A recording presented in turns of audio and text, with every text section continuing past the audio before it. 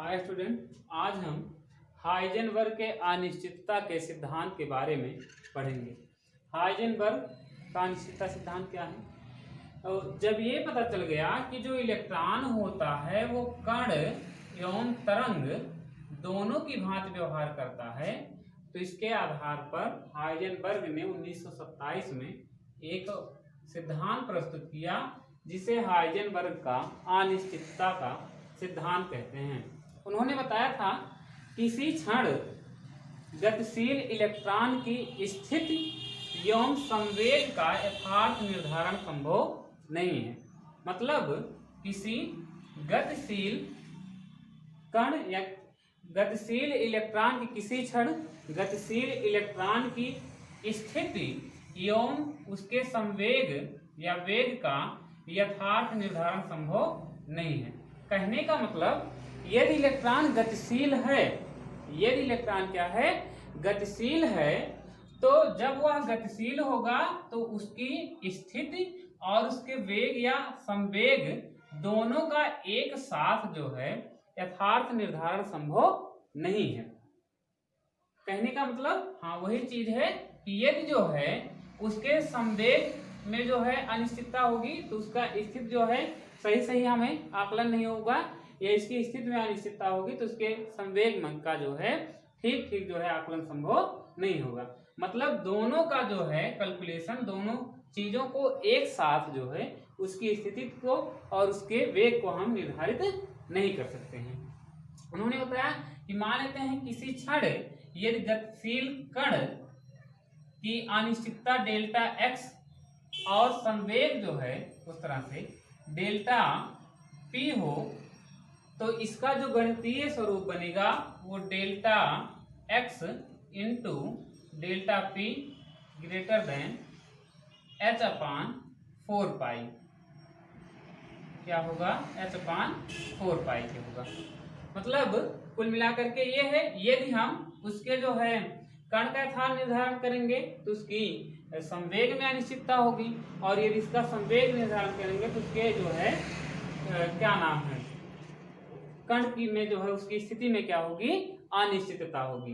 तो दोनों चीजें हाइजेनबर्ग ने यही बताया कि दोनों चीजों का एक साथ में जो है, दोनों का एक साथ निर्धारण कर पाना जो है क्या नहीं है, संभव नहीं है। यही हाइजेनबर्ग का क्या है, अनिश्चितता का सिद्धांत है। इसके बाद अब हम कुछ और चीजों के बारे में पढ़ते हैं, जैसे कि सेल, कोष और ऑर्बिटल के बारे में पढ़ते हैं। कोष या इसी को जो है कक्ष भी कहा जाता है, सेल, और इसको ऑर्बिट भी कहा जाता है, ऑर्बिट। कोष क्या होता है, नाभिक के चारों तरफ का जो ये क्षेत्र होता है जिसमें इलेक्ट्रॉन चक्कर लगाते हैं, इसकी जो है स्थिति एवं जो ऊर्जा होती है वह स्थिर एवं निश्चित होती है। ये जो इसके बाहर की जो है सेल होते हैं, इसके बाहर की कुछ वृत्तीय जो है रेखाएं जो होती हैं, इनकी जो है स्थितियां जो होती हैं स्थिर एवं क्या होती हैं, इनकी ऊर्जाएं जो होती हैं स्थिर एवं निश्चित होती हैं।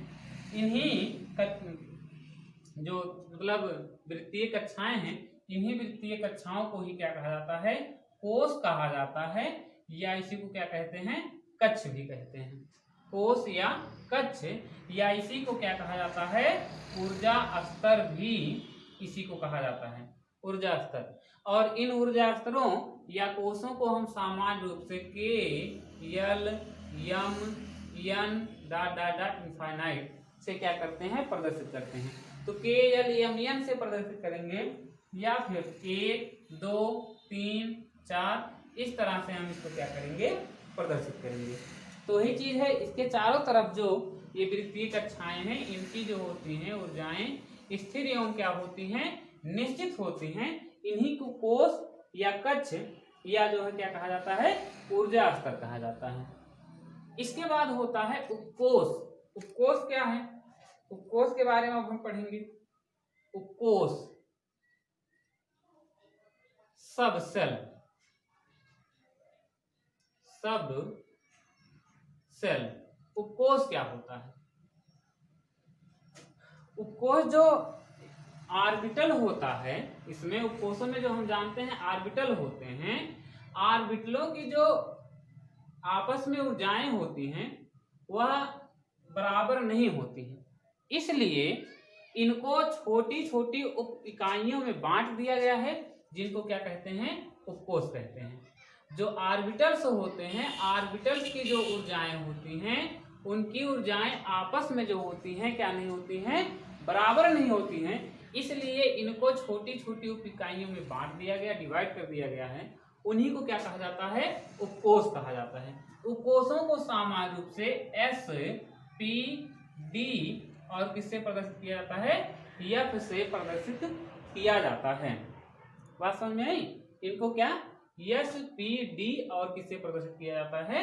एफ से प्रदर्शित किया जाता है। इसके बाद है ऑर्बिटल। ऑर्बिटल क्या होता है? ऑर्बिटल जिसको हम कक्षक कहते हैं। कक्षक क्या होते हैं?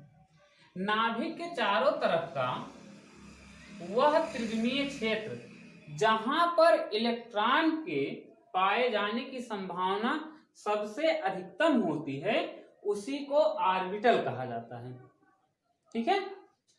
नाभिक के चारों तरफ का वह त्रिविमीय क्षेत्र जहां पर इलेक्ट्रॉन के पाए जाने की संभावना सबसे अधिकतम होती है, उसी को क्या कहा जाता है? ऑर्बिटल या कक्षक कहते हैं।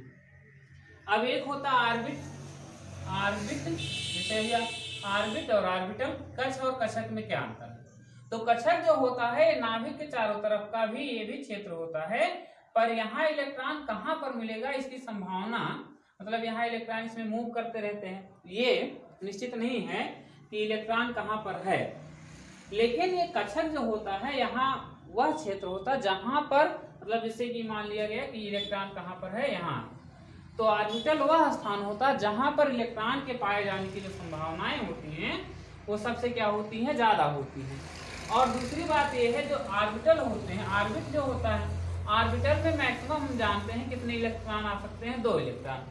ऑर्बिटल्स जो होता है, जो कक्षक होते हैं उसमें मैक्सिमम अधिकतम 2 इलेक्ट्रॉन रह सकते हैं, जबकि ऑर्बिट में 2, 8, 18 मतलब इसकी जो है संख्या क्या है? 2 से अधिक भी हो सकती है, 2 भी है, 2 से अधिक भी इसमें ऑर्बिट में हो सकती है।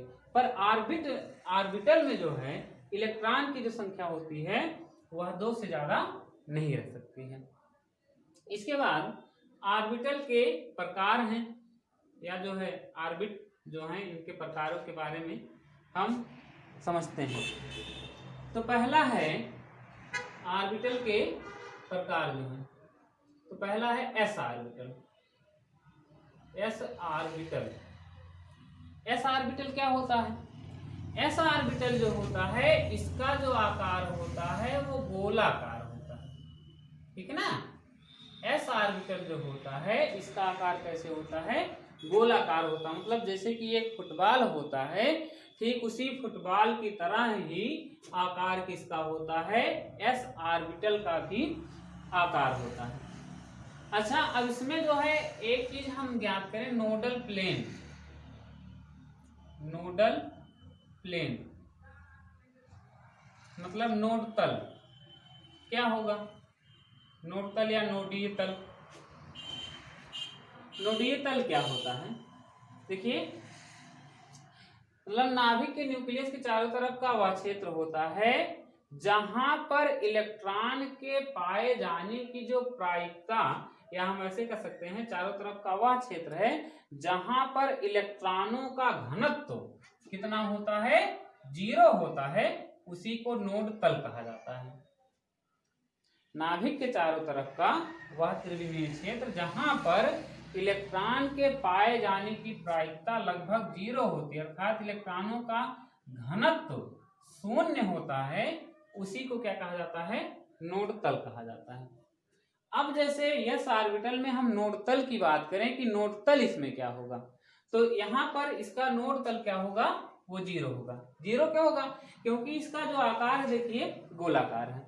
अब इसमें इलेक्ट्रॉन जो है यहाँ मतलब कहीं भी हो सकता है, जैसे कि फुटबॉल है तो गोलाकार उसमें गैसें भरी हैं तो हर जगह हो सकती हैं, तो यहाँ पर वहाँ ये निश्चित नहीं है, ये तो है कि है लेकिन ये भी नहीं कह सकते कहाँ है, ये थोड़ा फिक्स नहीं होगा, लेकिन ये तो बिल्कुल नहीं होगा, जरूर कहीं ना कहीं, लेकिन ये फिक्स नहीं हो सकता है कि इलेक्ट्रॉन जो है यहाँ पर नहीं है या गैस का कण फुटबॉल में यहाँ पर नहीं है। तो वही चीज है, तो क्योंकि यहाँ पर अच्छा इसको हम एक उदाहरण के द्वारा समझें, जैसे मान लीजिए कि पेन है, मार्कर है, तो इस मार्कर में जो है जैसे हम कहें मार्कर को हमने ऐसे रख लिया, तो अब कहें कि स्याही के पाए जाने के चांस जो हैं किधर ज्यादा हैं, तो हम कहेंगे भाई जो इस दिशा में है, चाहे तो जो है इधर जो है बाईं तरफ या तो दाईं तरफ इलेक्ट्रॉन या जो है स्याही पाने जाने की संभावना है। अब कहें सभी जो है चाहे ऊपर होगा या तो स्याही नीचे मिल सकती है, तो कभी संभव है कभी संभव नहीं है, क्योंकि एकदम विपरीत दिशा में यहाँ तो पाए जाने की संभावना है ही नहीं, ना तो यहाँ है, लेकिन यहाँ इस दिशा में, कहने का मतलब इसकी जो रिफिल है इसी दिशा में है, तो स्याही इधर भी पाई जा सकती है इधर भी पाई जा सकती है। लेकिन जब ये गोलाकार है तो गोलाकार होने के कारण से क्योंकि यहाँ ये कहीं भी मिल सकता है, इसलिए इसका जो नोड तल होता है वो कितना होता है, 0 होता है। ठीक है, एस ऑर्बिटल का जो नोड तल होता है वो कितना होता है, 0 होता है। इसके बाद है P orbital. P orbital, P orbital इसका जो आकार होता है वो डंबलाकार होता है। पी जो ऑर्बिटल होता है, पी ऑर्बिटल का आकार कैसा होता है, इसका आकार डंबलाकार होता है। ठीक है, पी ऑर्बिटल मतलब इसका जो आकार होता है ऐसे डंबलाकार अर्थात इसकी तरह होता है, डमरू की तरह होता है। और पी ऑर्बिटल जो होते हैं ये मुख्य रूप से 3 प्रकार के होते हैं, एक होता पी एक्स, पी वाई और क्या होता है, पी जेड होता है। ये ऑर्बिटल देखिए पी ऐसे होता है, एक होता है पी एक्स, एक होता है पी वाई, एक होता है पी जेड। पी एक्स जो है देखिए इसका जो स्ट्रक्चर हम बनाएं इस तरह से पी एक्स का बन जाएगा, तो ये है यहाँ पर,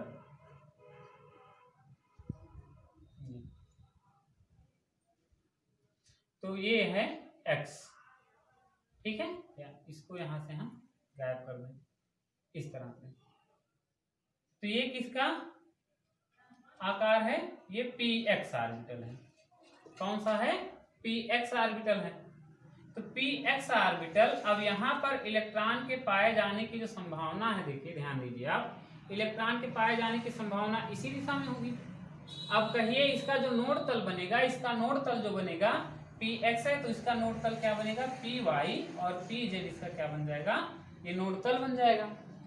पी वाई पी जेड क्या बनेगा, नोड तल बनेगा। क्यों बनेगा, क्योंकि इलेक्ट्रॉन जो है इसी दिशा में पाया जा सकता है, ना तो इलेक्ट्रॉन इस दिशा में पाया जा सकता है, ना तो यदि हम इस तरह से बनाए तो इलेक्ट्रॉन इस दिशा में पाया जा सकता है। तो कहने का मतलब ये हुआ कि इलेक्ट्रॉन के पाए जाने की जो संभावना है इसी साइड में ज्यादा है, यहाँ पर इलेक्ट्रॉन इस तरह से या इस तरह से नहीं पाए जा सकते हैं, इसलिए इसका जो नोडल प्लेन बनेगा वो पी वाई पी जेड बनेगा। इसके बाद मान लीजिए पी वाई है,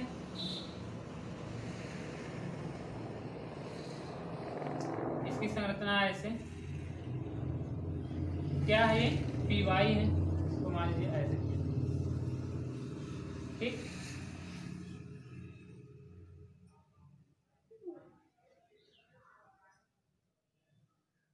क्या है, वाई है, तो ये क्या हो गया, यहाँ एक्स ही रहने दीजिए या वैसे पर रह सकते हैं, तो ये क्या है, किसका है, पी वाई। कौन सा ऑर्बिटल है, पी वाई ऑर्बिटल है।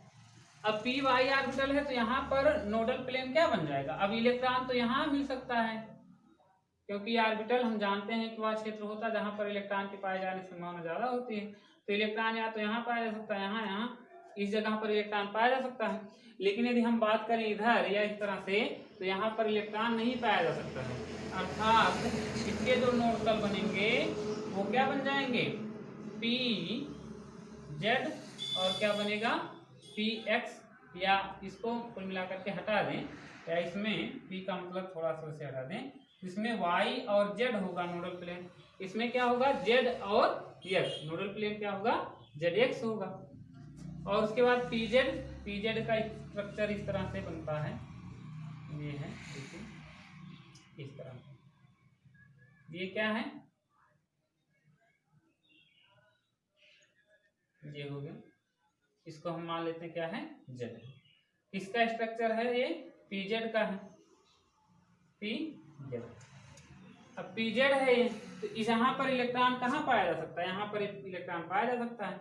अब कहिए कि इस दिशा में इलेक्ट्रॉन मिल सके, इस दिशा में, या यहाँ पर मिल सके, इस तरह से मिल सके, तो ना तो ये इधर मिल सकता, ना इधर, ना इधर, ना इधर। कुल मिलाकर के इलेक्ट्रॉन जो है केवल इसी दिशाओं में उस तरह से मिल सकता है। इसलिए इसके लिए जो पीजेड के लिए नोडल प्लेन होगा वह क्या होगा, एक तो एक्स होगा और दूसरा क्या बन जाएगा, वो वाई बन जाएगा।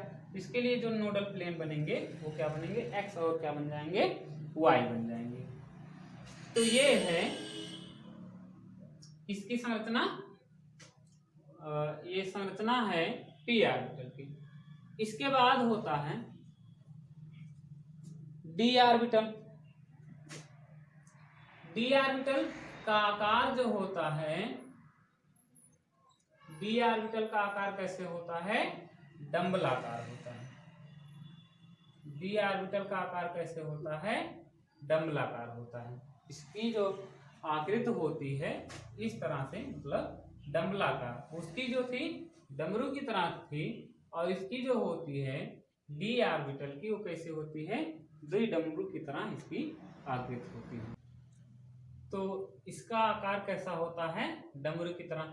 तो ये जो डी ऑर्बिटल होता है ये कुल मिलाकर के 5 प्रकार का होता है, D X Y, D Y Z, D X Z या डी जेड एक्स। इसके बाद D X square minus Y square और होता है डी जेड स्क्वायर। ये 7 प्रकार का होता है।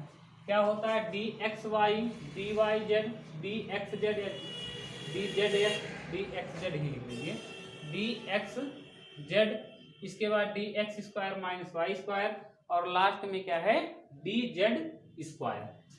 अब हम एक एक की संरचना को यहाँ पर देखते हैं। जैसे डी एक्स वाई, तो यहाँ स्ट्रक्चर आप ऐसे बनाइए, यहाँ एक्स,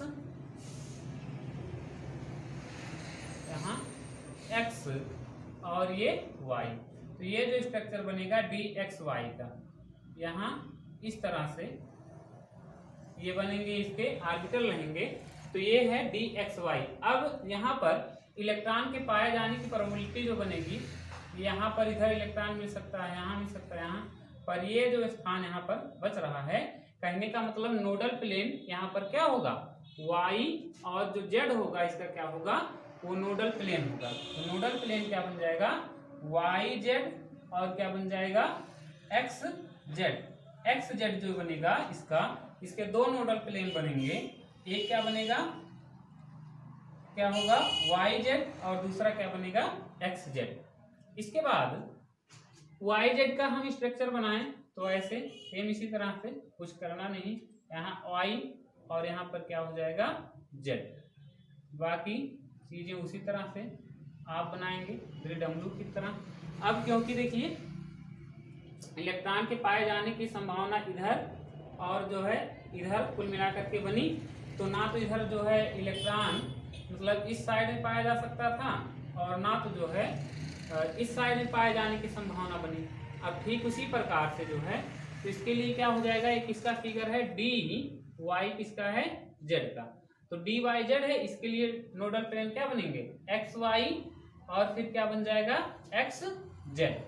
क्या क्या नोडल प्लेन बनेगा, एक्स वाई और क्या बनेगा, एक्स जेड बनेगा। ठीक इसी प्रकार से अगले का स्ट्रक्चर जो होता है वो किसका है, डी एक्स जेड। तो डी एक्स जेड का जो स्ट्रक्चर है वो इस तरह से रहेगा,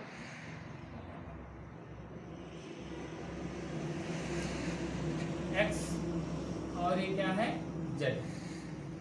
क्या है, ये जेड है। तो यहां पर जो बन जाएगा कुल मिलाकर के, यहां किसकी संरचना है, डी एक्स जेड की, ये क्या है, संरचना है डी एक्स जेड की। तो डी एक्स जेड के लिए जो नोडल प्लेन बन जाएगा वो क्या बनेगा, एक्स वाई और क्या बनेंगे, वाई जेड। मतलब इसके लिए एक्स वाई और वाई जेड क्या बनेगा, इसके लिए नोडल प्लेन बनेगा। इसके बाद D X minus Y square, तो D X minus Y square की संरचना जो होती है ठीक इसी प्रकार से होती है। यहाँ पर x, यहाँ पर क्या है y, और यहाँ जो है ये, इसको देखिए